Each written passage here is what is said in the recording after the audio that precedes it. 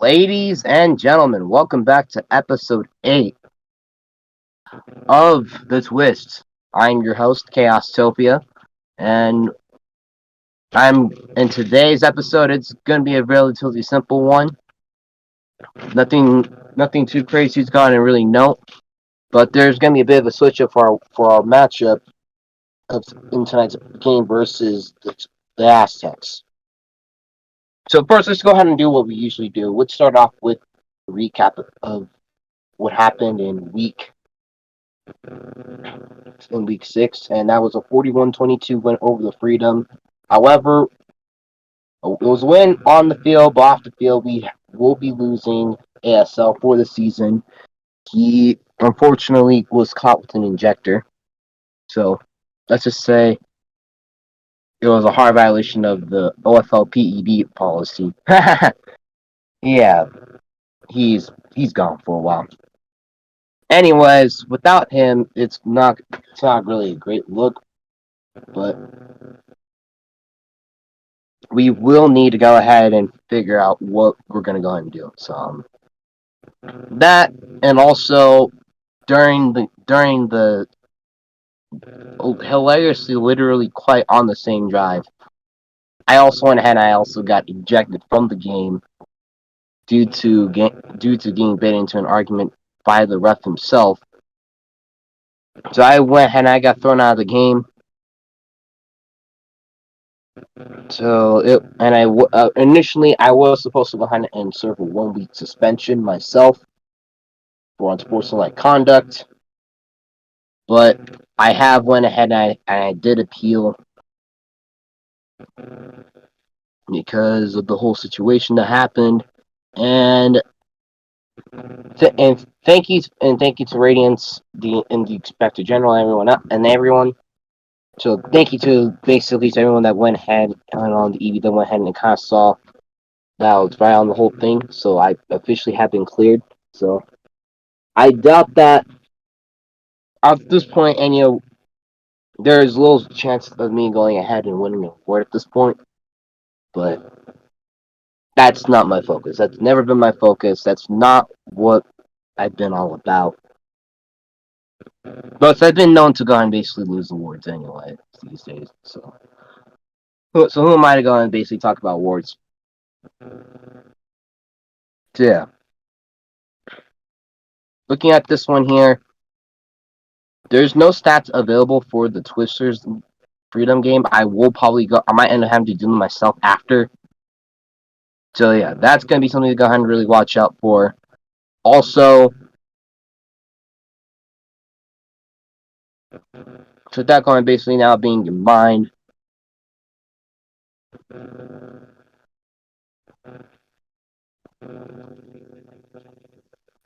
I do have to go ahead and talk about another thing to go ahead and really keep in mind again.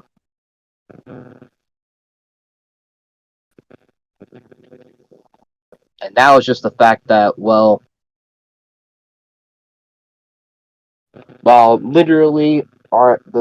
literally what happened in week 6 wasn't really our best week by all accounts. It was an example of us going ahead and playing some great defense like we have done throughout the entire season. So we were able to go and get that done.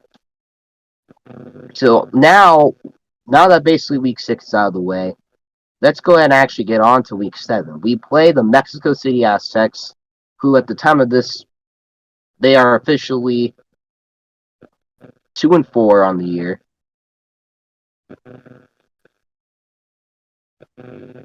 And for us, we are through this game 4-2 with playoff aspirations here. So a win here, we most likely go ahead and we clinch a playoff spot, probably a top seed.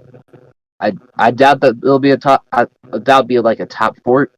We're going to be guaranteed the number 1 seed due to the fact that the Roblox Warriors have done really great themselves, and that's Tri-Fi. It's been Tri-Fi. Plus, he also plays Week 7 versus the Snowhawks, and then Week 8 versus the Firecats. So maybe the Firecats game turns out to being lost, but I kind of doubt it. because this is literally because, like I said, this is literally Tri-Fi we're talking about. He's a former MVP for health's sake, and is one. He also has been an offensive player of the year and quarterback of the year candidate. So, perhaps, literally one of the best quarterbacks in the game. You can't really doubt about it. So yeah, on to week 7. We play the Aztecs. This time around, it's going to be a bit different than what we was originally planned. So originally, the matchup was we're supposed to go ahead and play Apend, and he's going to be known to go ahead and have a very good wide receiver core. And this wide receiver core consists of Dramatic Load, iTunes, Jalen Yagami, overall basic core of wideouts. They do not basically. That's not officially not the case.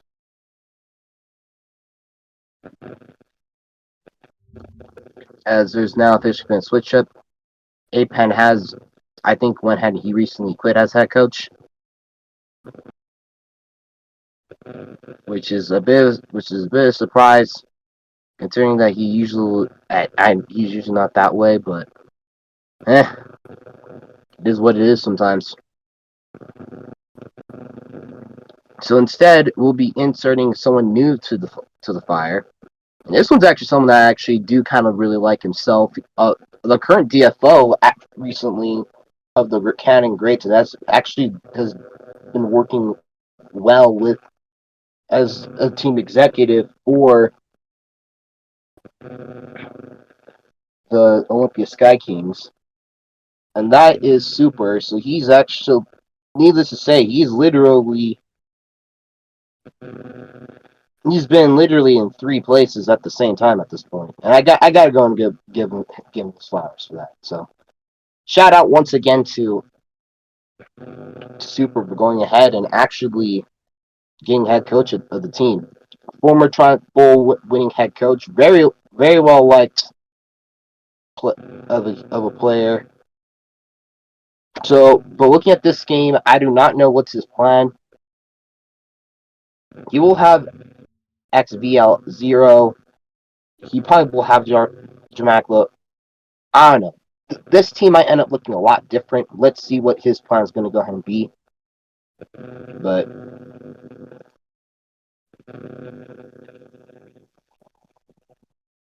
I will say straight up,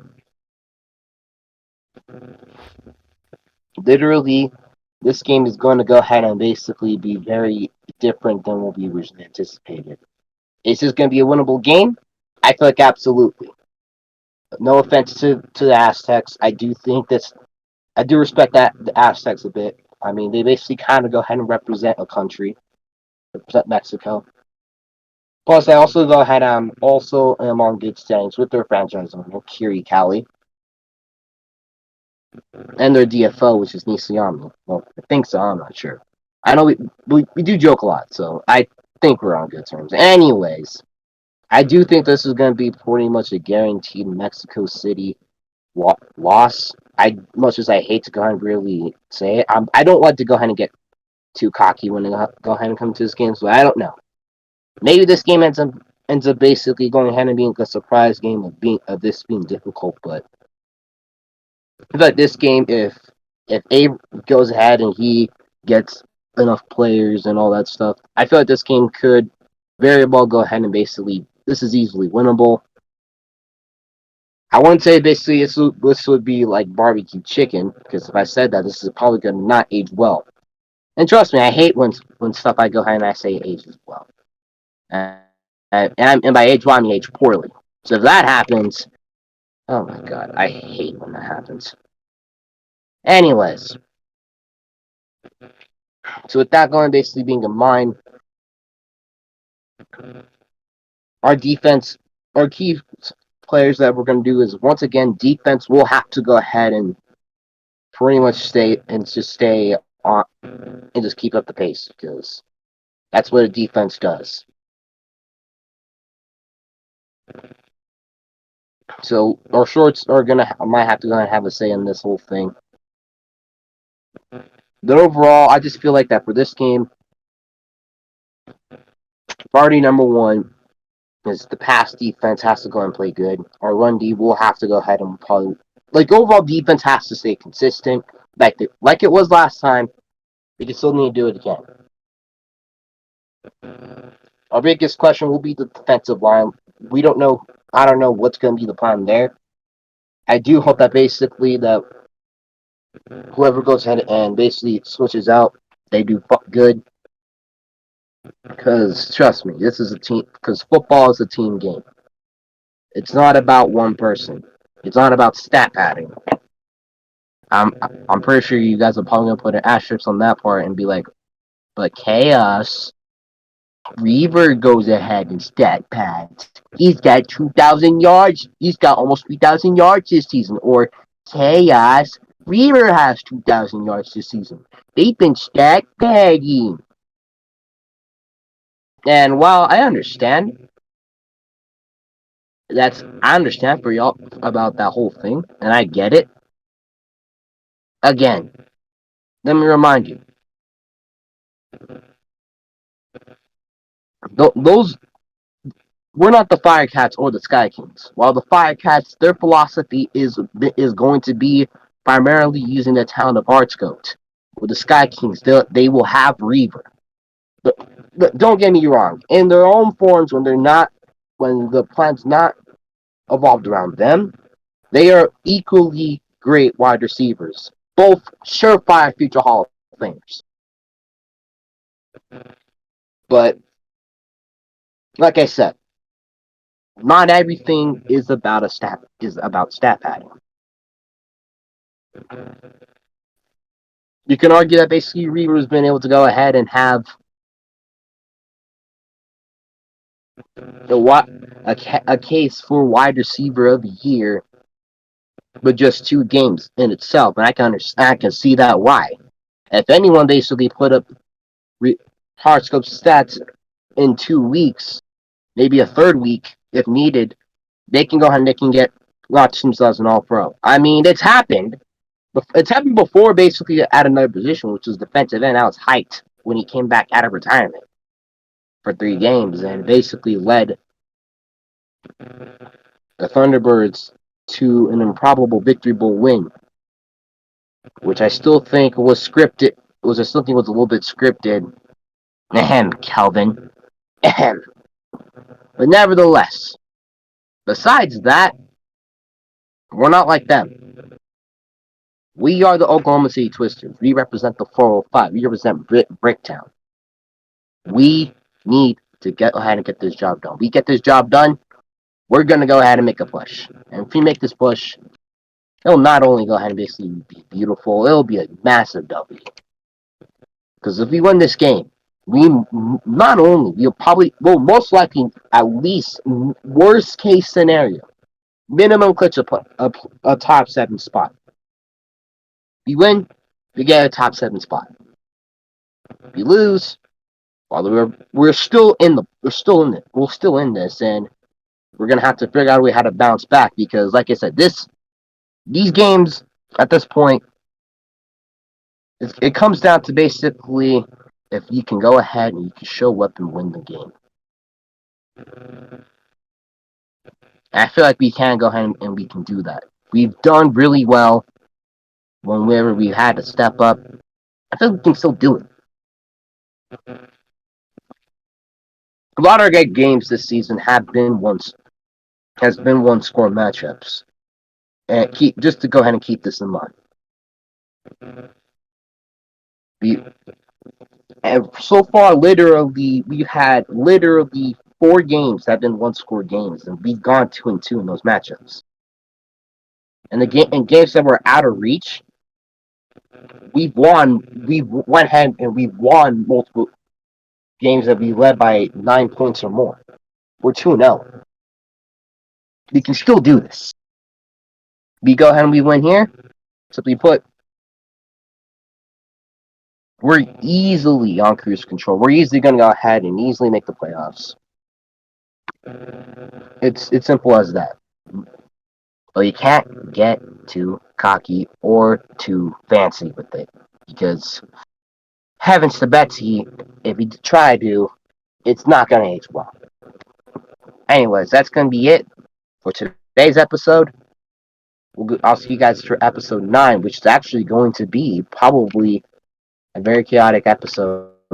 Well, actually, I'll probably go ahead and make sure we get in some special guests on the whole thing. Plus, also, I hope I also get a new mic by then. I went had to call my older brother back literally earlier today. So yeah. Besides that, thank you guys so much for watching. We'll see you guys next time. Peace.